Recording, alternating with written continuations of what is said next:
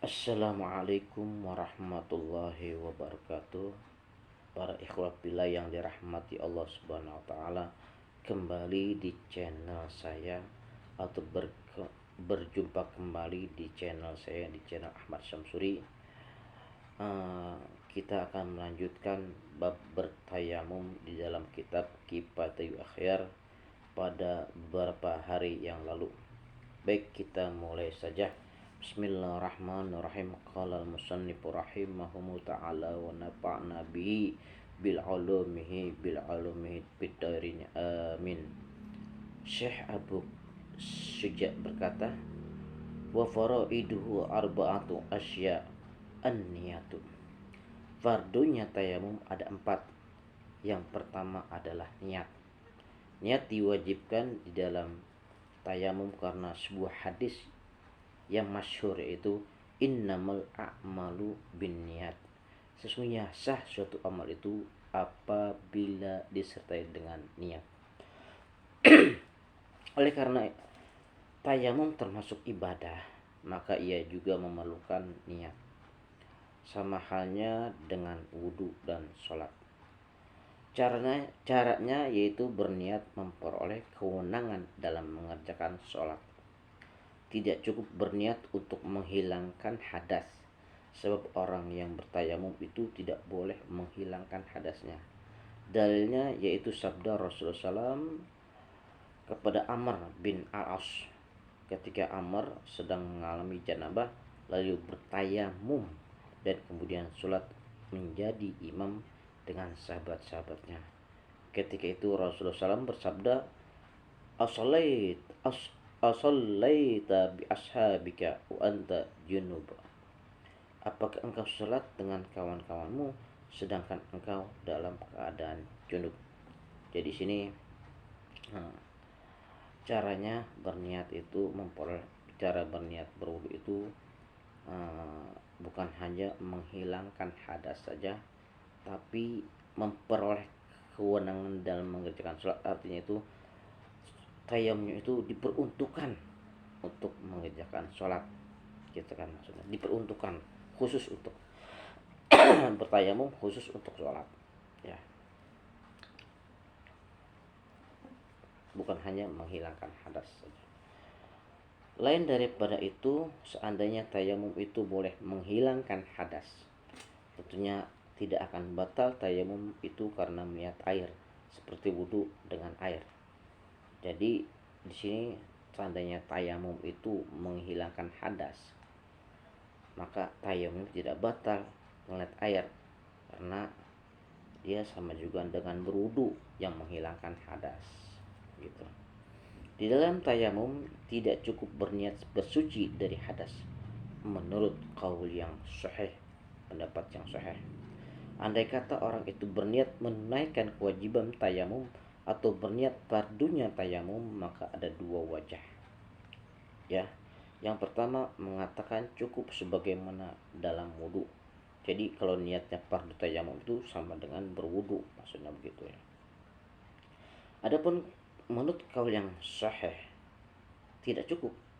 Perbedaannya dengan wudu, bahwa wudu itu merupakan ibadah yang dituju pada hakikatnya, sehingga memperbarui wudu itu hukumnya sunnah. Sedangkan tayamum pula tidak disunatkan memperbaruinya. Andai kata orang itu berniat tayamum begitu saja tidak cukup. Demikianlah kata Al-Mawardi. Baik, kita lanjutkan.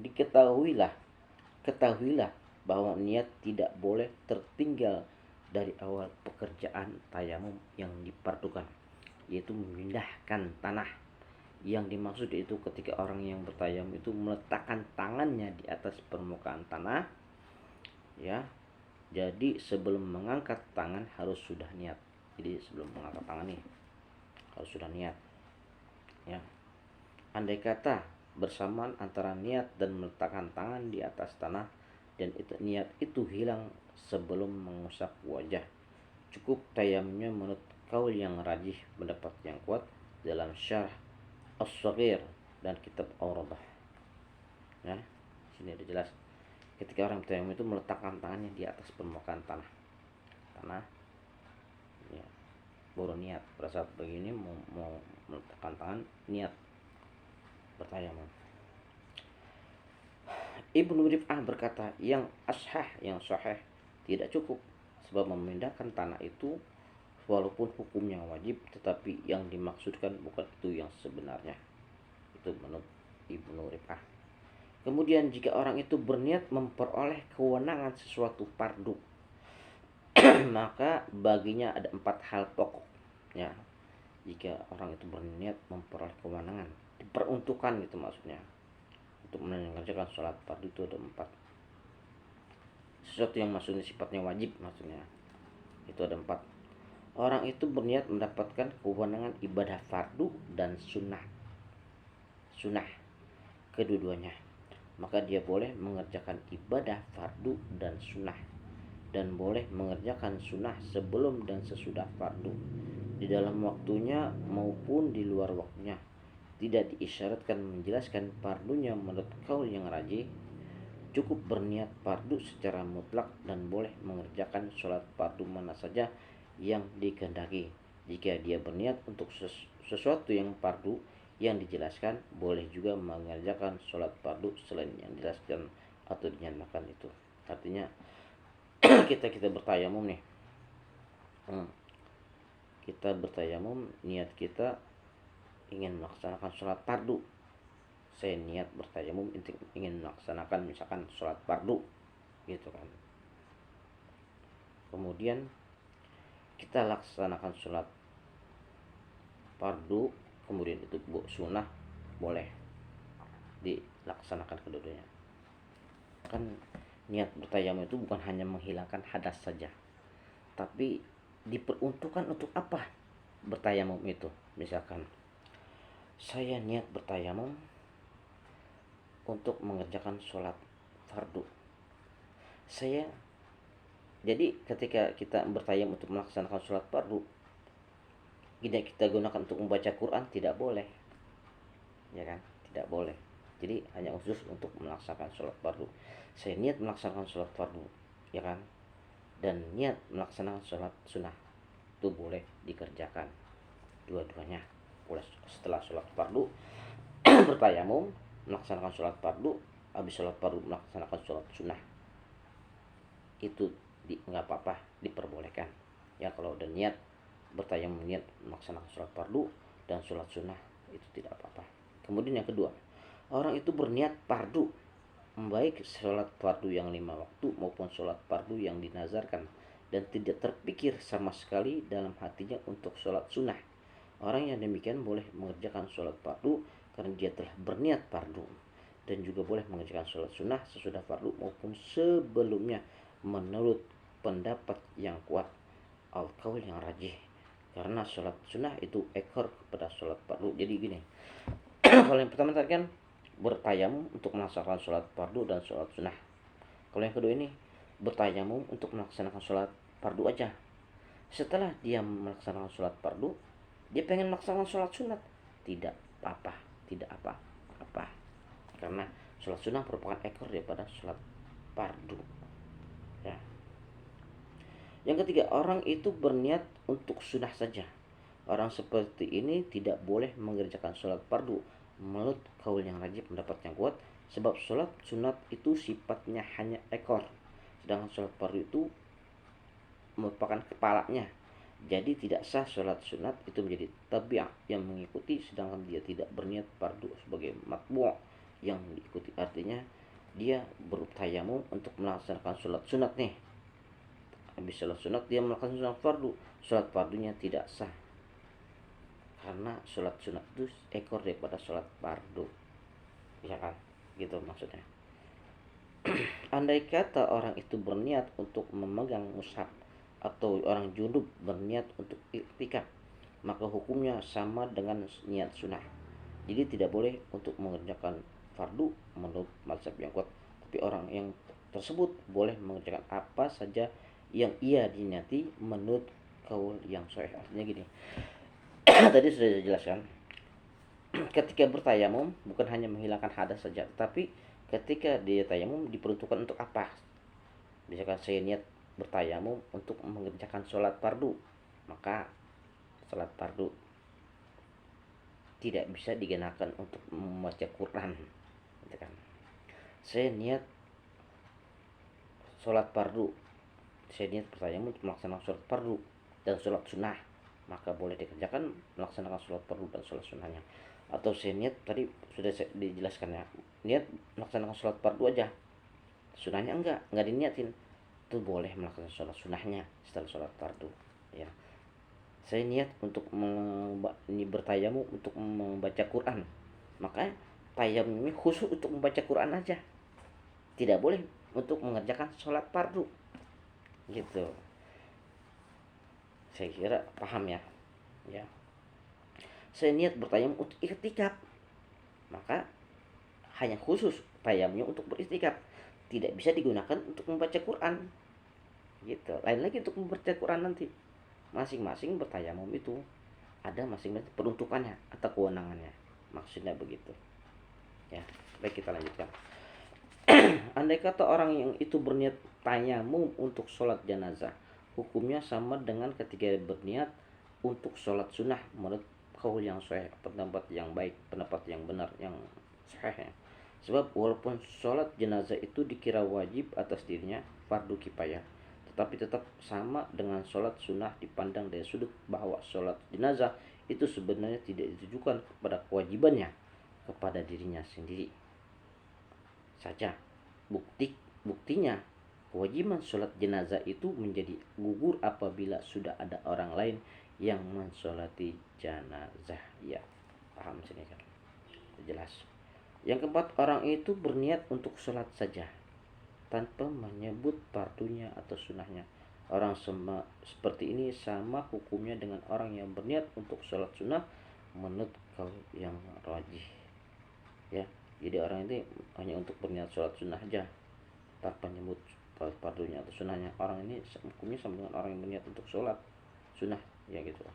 Pendapat yang kuat, Allah alam. Cabang permasalahan, andai kata orang itu berniat mendapatkan kewenangan sholat dengan disertai dengan dugaan bahwa hadas yang ia tanggung itu hadas kecil, tetapi yang sebenarnya adalah hadas besar, atau sebaliknya dia menduga hadasnya besar tapi kenyataannya hadas kecil, sah tayamumnya tanpa ada khilaf atau perbedaan pendapat. Sebab yang diwajibkan dari adanya dua hadas tersebut adalah satu, yaitu tayamum. Jadi dia punya hadas besar kayak itu maksudnya, mau punya hadas kecil kayak itu boleh bertayamum. Wallahu a'lam. Syekh Abu Suja berkata, wa mashul wajhi wal yadaini ilal mirfaqaini wat tartibu, dan mengusap wajah dan dua tangan hingga siku dan tertib ya. Ini daripada fardunya bertayamum, yaitu yang pertama tadi kan niat, yang kedua membasuh, mengusap wajah, dan kedua tangan sampai siku ya. Yang terakhir tertib. Termasuk fardunya tayamum itu mengusap wajah dan dua tangan, sebab Allah Subhanahu wa taala berfirman dalam surat An-Nisa ayat 4, famsahu biwujuhikum wa aydikum, sapuhlah mukamu dan tanganmu. Dan karena Rasulullah SAW sendiri melakukannya seperti itu. Adapun mengusap muka, usapannya wajib merata sebagaimana dalam wudu ya. Nanti insya Allah saya praktekkan dalam video yang lainnya ya.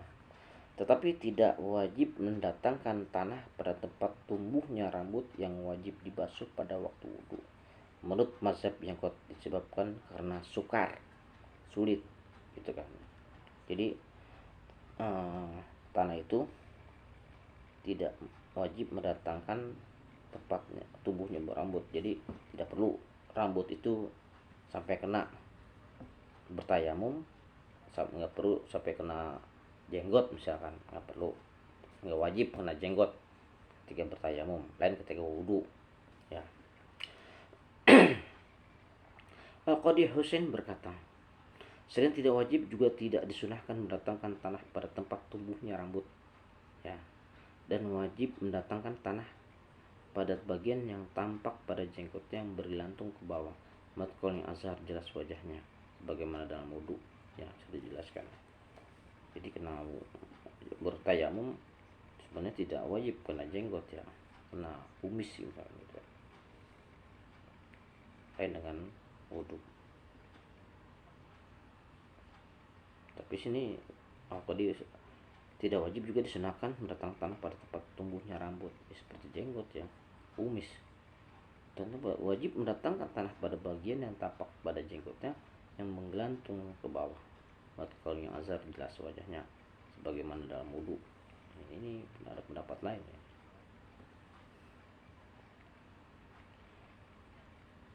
Adapun mengusap tangan juga wajib meratakan sampai ke siku.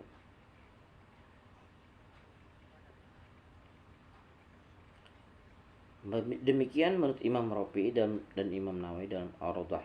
Ketetapan tersebut menggunakan hujah kata Ibnu Umar radhiyallahu anhu bahwa Rasulullah SAW pernah bersabda, at-tayammumu darbatani, darbatu lil wajhi wa darbatu lil yadaini ilal mirfaqain.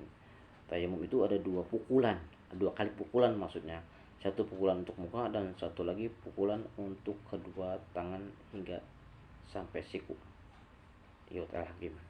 Dan Al-Hakim memberikan pujiannya pada hadis ini, tetapi beliau ditentang oleh Al-Baihaqi. Al-Baihaqi berkata, yang benar hadis tersebut riwayatnya berhenti sampai kepada Ibnu Umar radhiyallahu anhu dan menggunakan hujjah kias. Itu dikiaskan dengan wudhu.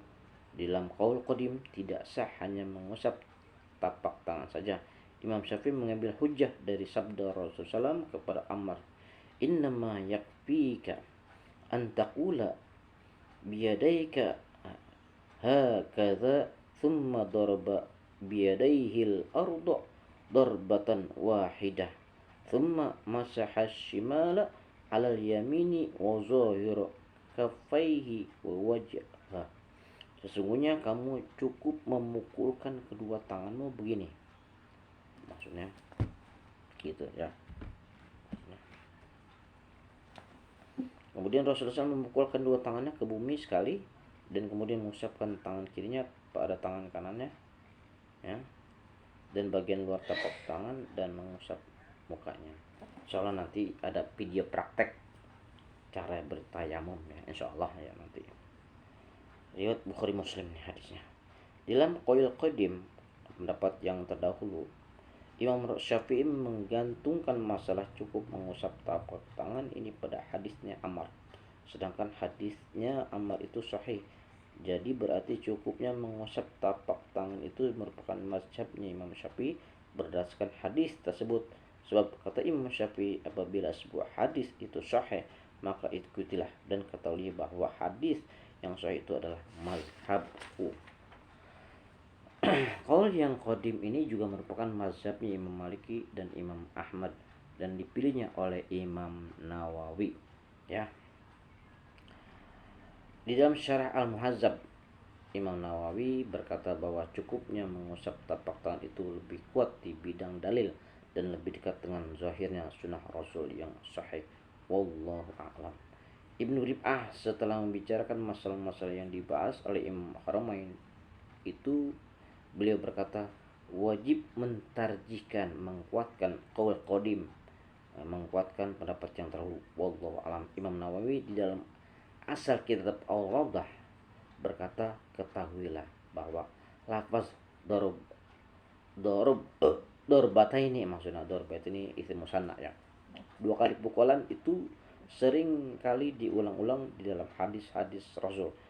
Kemudian kelompok ulama dari ulama mazhab Syafi'i mengambil keputusan menurut zahirnya hadis. Mereka berkata tidak boleh kurang dari 2 kali pukulan, tetapi boleh melebihi dari 2 kali itu. Ya, tidak boleh kurang dari 2 pukulan ya. Tidak sah kalau sekali pukulan. Sekali pukulan muka sekalian tangan nggak sah, harus 2 kali pukulan. Pukulan pertama untuk muka, pukulan kedua untuk tangan ya.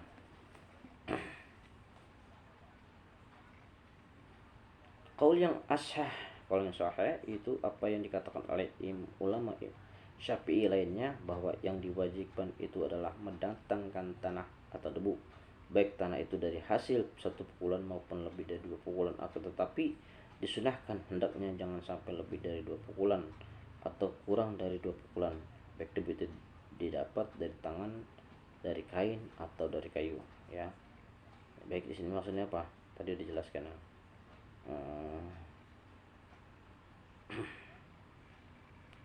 Disunahkan hendaknya jangan sampai lebih dari 2 pukulan atau kurang dari 1 pukulan. Cukup 2 pukulan aja, memang 2 pukulan. Bukan 3 kali pukulan atau 1 kali pukulan, tapi 2 kali pukulan. 2 kali maksudnya pukulan itu tanah, debu, ya kita geletakin, kita ambil sekali untuk muka, sekali lagi untuk kedua tangan kita sampai siku. Itu untuk tayamum maksudnya. 2 kali, maksud 2 kali pukulan itu. Darb batai ini isim musana itu ya dalam ilmu nahwunya. Di dalam tayamum tidak diisyaratkan harus menjalankan tangannya di atas anggota madalqor yang rajih, dan juga tidak diisyaratkan harus memukulkan tangan sehingga andai kata orang itu hanya meletakkan tangannya di atas tanah yang halus dan berdebu itu sudah cukup.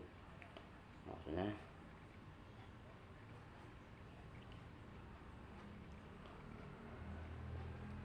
jadi nggak pakai dipukul, mau bunyi begitu ke bumi, cukup letakin aja, ya, letakin di atas tanah yang halus dan berdebu, letakin ini debu terletakin aja gitu,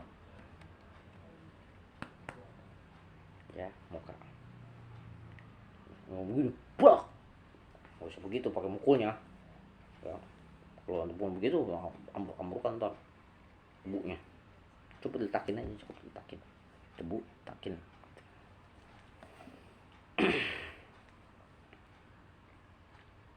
Andai kata orang itu mengusap anggota tayamum dengan tangannya, kemudian di tengah-tengahnya mengusap, dia mengangkat tangannya tetapi kemudian dikembalikan lagi, hukumnya boleh nih, tidak perlu mengambil tanah lagi menurut kaul yang wajib. Wallahu a'lam.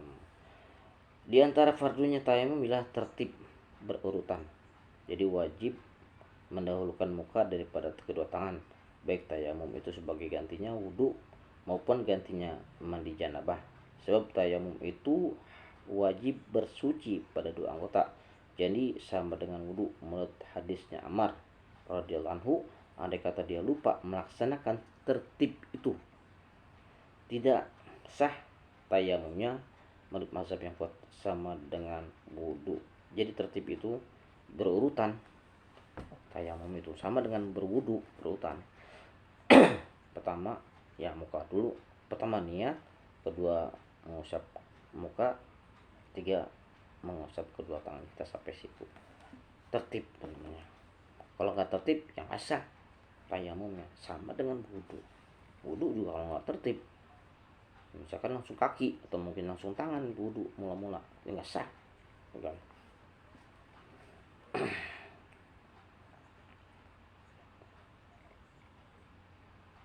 Atau dia lupa nih, tidak berurutan, bertayamum yang nggak berurutan, nggak tertib, dia lupa atau pertama debu langsung tangan aja, dia lupa, baru muka, ini nggak sah, walaupun dia lupa nggak sah tetap, karena ini sudah menjadi salah satu fardunya bertayamum, ya.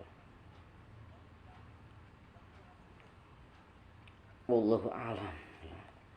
Orang yang bertayamum wajib melepaskan cincin pada pukulan kali yang kedua. Tidak cukup dengan hanya digerak-gerakannya. Lain halnya pada ketika berwudu, sebab tanah itu tidak boleh sampai ke bawah jari yang bercincin itu. Wallahu a'lam. Jadi gini, ini maksudnya apa nih, melepaskan cincin pada pukulan kedua. Pertama, misalkan kita pakai jam nih, jam tangan, atau pakai cincin, ya, batu aki. Gini, pada pukulan pertama boleh cincin dipakai, boleh jam dipakai, jam tangan dipakai. Pukulan pertama untuk mengusap muka boleh. Nah, pada pukulan kedua wajib membuka jam tangan, cincin, sebab wudhunya takut nggak masuk nanti kan. Maksudnya tayamumnya debunya nggak masuk gitu. Pukulan keduanya, pertama kita mengusap muka, cincin belum masih dipakai nggak apa-apa untuk pukulan pertama. Jam tangan dipakai nggak apa-apa untuk pukulan pertama mengusap muka. Nah, pada pukulan kedua itu harus dicopot jam tangan, cincin yang ada di jari-jari kita. Ya, maksudnya begitu. Wallahu a'lam. Cabang permasalahan, andai kata orang itu bertayamum sedangkan pada tangannya ada najisnya, dan orang itu memukulkan kedua tangannya pada tanah yang suci kemudian mengusap mukanya, boleh menurut kaul yang sahih tidak boleh mengusap tangan yang ada najisnya tanpa khilaf, sebagaimana tidak sah membasuh tangan yang ada najisnya dalam wudu. Jadi sini ada dua pendapat nih, andai kata orang betul bertayamum, ya ada nih najis, orang itu ketika mau bertayamum ada najis tangannya ya kan, ya dan dia memukulkan kedua tangannya itu ke tanah yang suci kemudian mengusap mukanya, boleh menurut pendapat yang sahih. Tapi ada pendapat yang mengatakan tidak boleh mengusap tangan yang ada najisnya tanpa perbedaan pendapat, ya sebagaimana juga tidak sah membasuh tangan yang ada najisnya ketika berwudu, maksudnya begitu. Andai kata orang itu sedang bertayamum lalu kejatuhan najis, tidak batal tayamumnya menurut mazhab yang kuat. Andai kata orang itu bertayamum sebelum berijtihad menentukan kiblat, maka mengenai sah atau tidaknya tayamumnya ada dua pendapat, sama dengan masalahnya orang yang pada anggota tayamumnya ada najis tadi ya barusan, ya. Wallahu alam. Jadi orang yang bertayamum itu kejatuhan najis nih, tidak batal wudhunya menurut mazhab kuat, ya. Ya, lagi bertayamum kejatuhan najis aja, tai cicak mungkin gede juga nih, gitu kan misalkan gitu kan. Tidak batal wudhunya, tayamumnya maksudnya menurut mazhab yang kuat. Andai kata orang itu bertayamumnya sebelum beristijat menentukan kiblat, ya maka sah atau tidaknya tayamum itu ada dua pendapat. Pendapatnya itu sama dengan yang orang yang ketika bertayamum, ya tangannya itu ada najisnya, ya ada yang mengatakan boleh memukulkan kedua tangannya ketika ada najisnya untuk bertayamum, tapi ada yang mengatakan pendapat tidak boleh bertayamum ketika ada tangannya itu ada najisnya, ya sama seperti itu. Wallahu alam.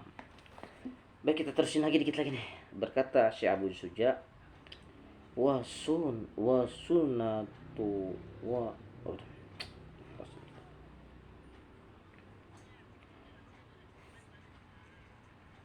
wa sunanuhu salasatu asya, at-tasmiyatu wa taqdimul yumna al yusra wal muwalatu qiyasan alal wudu'i. Sunnah-sunnahnya tayamum ada tiga, yaitu membaca basmalah, mendahulukan tangan kanan daripada tangan kiri, dan berturut-turut atau tertib. Semua itu dikiaskan dengan wudu. Ya, ini sunnah-sunnahnya berwudu menurut Syekh Abu Suja ada tiga. Baca bismillahirrahmanirrahim, mendahulukan tangan kanan dulu nih, baru tangan kiri, dan tertib, ya. Di antara sunnah-sunnahnya tayamum lagi ada mempersedikitkan tanah yang diambil jika berlebihan. Hendaknya melepaskan maksudnya melepaskan cincin pada pukulan yang pertama. Hendaknya menghadap ke kiblat sebagaimana dalam wudu, dan hendaknya setelah pukulan yang kedua jari jemarinya itu saling dimasukkan satu kepada yang lainnya. Imam Nawawi berkata dalam asal kitab Al-Rawdah, juga disunahkan membaca dua syahadat sudah tayamum itu sebagaimana wudu dan mandi. Wallahu alam. Jadi sunahnya itu tayamum itu mempersedikit tanah yang diambil jika berlebihan, ya. Jadi ketemu bertayamum debunya jangan banyak, dikit aja, ya, paling berapa sih, kalau 1 sendok teh kali ya, gitu ya, jangan sepengki wudu mau tayamum, debunya sepengki mau ngapain, ya udah dikit aja cukup, dikit ambil secarik kertas gitu atau koran, taruh di situ debu yang maksudnya debunya yang belum mustakmal, belum yang tersentuh oleh apapun, debunya belum tidak digunakan atau belum pernah sama sekali digunakan untuk apapun, itu bersih suci benar-benar gitu. Carik, ambil, wudhu. Untuk pesan ambil, kita untuk bertayamum ya, maksudnya gitu. Itu sunahnya. Terusnya disunahkan untuk melepas cincin, tadi kan sudah jelasin. Ketika pukulan pertama, jam tangan boleh dipakai, cincin boleh pakai. Pukulan pertama membasuh muka kan boleh, cincin masih dipakai, jam tangan boleh dipakai. Tapi ketika pukulan kedua untuk membasuh kedua tangan sampai ke siku, itu harus dibuka, jam tangan, cincin harus buka. Tapi di sini sunahnya ketika pada pukulan pertama kalau bisa sunahnya itu dilepas jam tangannya atau cincinnya, terus itu untuk pukulan pertama, itu sunahnya seperti itu ya, atau dimasukkan ke dalam jari jemari ya ketika wudhu ya, gitu ya. Wallahu alam bisawab, mudah-mudahan ini ada manfaatnya khususnya pribadi saya sendiri dan umumnya pada ikhwah billahi rahmatullah.